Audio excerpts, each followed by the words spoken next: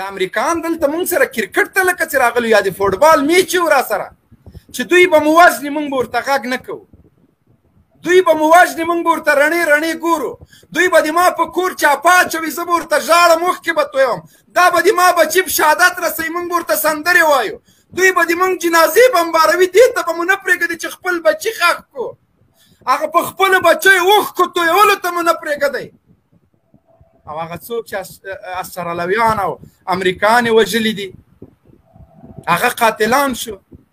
نو ته خو دلته د فوټبال ټورنمنټ ته نه وې راغلی، دا کوم پوچ دلایل تاسو وایئ، دا کوم پوچ مغزي خلک راغلي یاستئ دلته.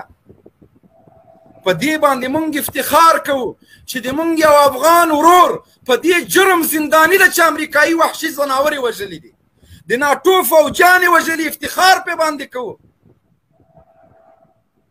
دلته موږ ته د قشتۍ لپاره نه و راغلي، ازاده قشتي نه وه، د همدې دپاره راغلي وو چې دوی موږ ووژني او موږ دوی ووژنو. دا د موږ مسلم حق و.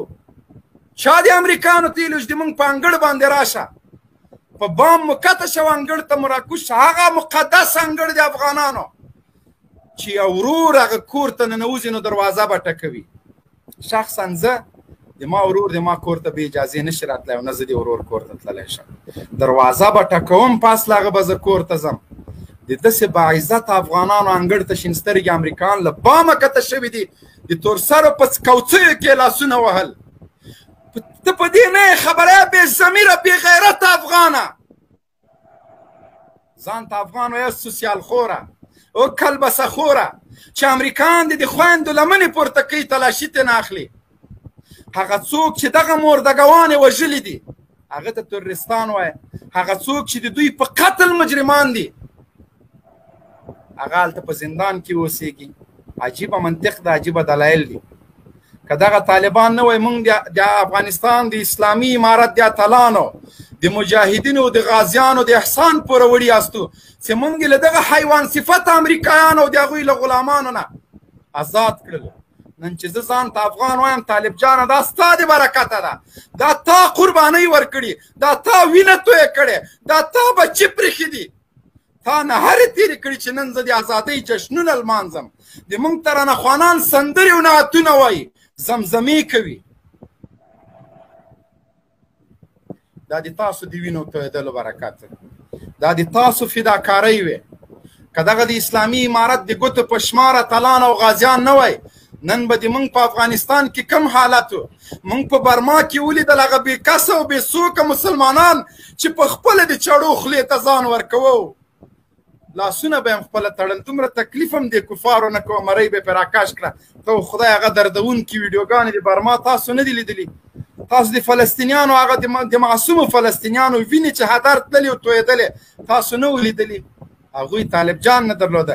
نن افغان ولسه چې ته په آرام شپه کوې دا د طالب جان د غوښو قرباني وه، دا د دوی د وینې تویېدل وه چې ولیشت ولیشت د افغانستان په وینو رنګ که دښتې په شهیدانو باندې آبادې کړلې، لیکن ته یې دې ته پرې نه ښودلې چې د تا خور د وا معتصما چغې ووایي. دا غږو کې چې څوک شته چې د ما غږ واوري، دا د هغه افغانې مېرمنې د غږ خاموشه کولو دپاره دا قرباني وه چې یو افغانه خور دا غږونه کړي له زندان نه چې وا معتصمه وا معتصمه. الحمدلله داسې څوک وو چې د وا معتصمه غږونه یې تاسو ته پرې نه ښودل.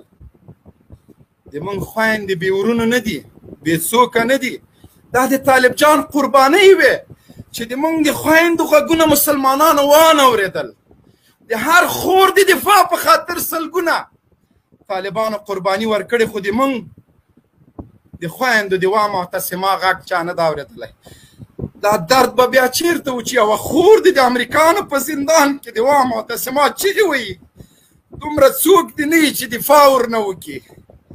الحمدلله خدای مو دې نه بې طالبه کوي.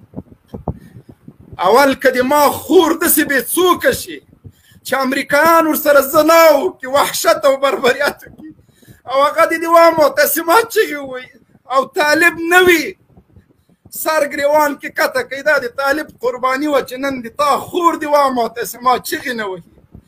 طالب خپل بچی پرېښوده، خپل کور یې پرېښوده، خپله نازنینه کور ودانه یې پرېښوده، سنګر ته په وږې خېټه لاړه د اسلامي امارت د اتلانو په شان باندې له دې ملک او له دې خاورې نه یې دفاع وکړله.